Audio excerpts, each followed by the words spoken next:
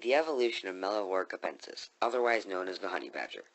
Incorrectly identified as a badger in the 1860s, the honey badger is more closely related to weasels and polecats. It diverged from a species of badger in the Pliocene era about 3.5 million years ago. This ancestor split into the American badger that we know today and the rest of the Mustelidae family. This is supported by the coding of mitochondrial DNA of this family of animals. It is also supported by the fossil record, which shows the appearance of these new species in the late Pliocene. This ancestor to the Mustelidae family went extinct about 3.5 million years ago, about the same time early humans became omnivorous. It is likely that the diet of early humans relates directly to the extinction of the early badger. While looking at the fossil record of the honey badger, we can see a few different pieces of its evolutionary history. In the geologic timescale, honey badgers survived through the end of the Pliocene era, where the ice on the poles advanced throughout the globe.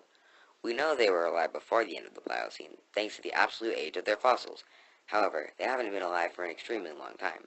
Thanks to the index fossils of other members of the Mustelidae family, we know that the honey badger has only been alive for about 3.5 million years.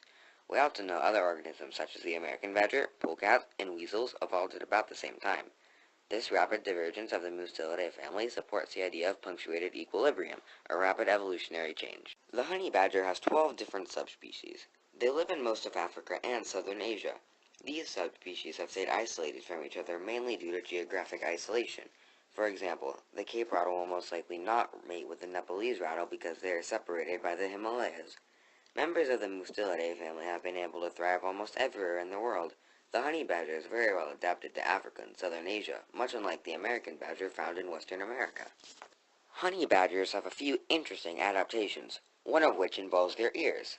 They are completely closed by a layer of skin, preventing bees from stinging them while they're gathering food.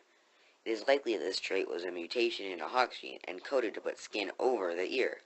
This mutation likely proved very beneficial in the species and it quickly became more frequent in the gene pool. Another trait of the honey badger that can increase its fitness is its size.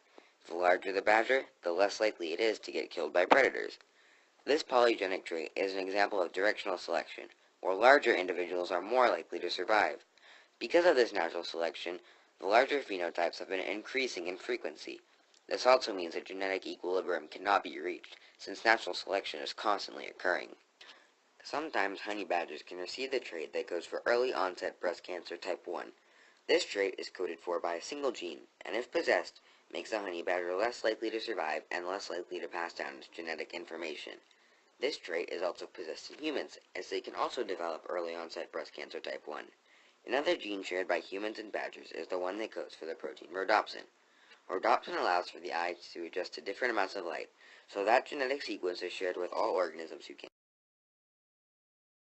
Honey badgers have gone through evolution, just like every other organism. Because of this, honey badgers share some features with them. For example, the bones that make up the hand of a honey badger and the hand of a crocodile are very similar. However, when comparing the structure, the skeletons are vastly different.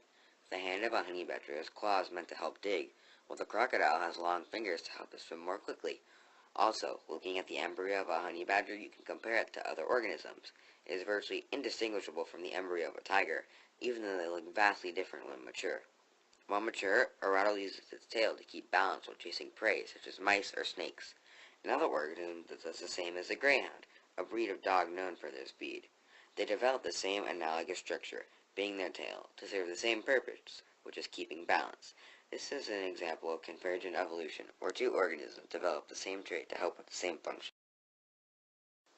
Honey badgers have a diet that contains bee larvae and honey. Because bee larvae and honey are so readily available, yet no other organisms feed on them, the honey badger evolved to feed on them through adaptive radiation. This evolution is due to the adaptations of bees making them difficult to feed on.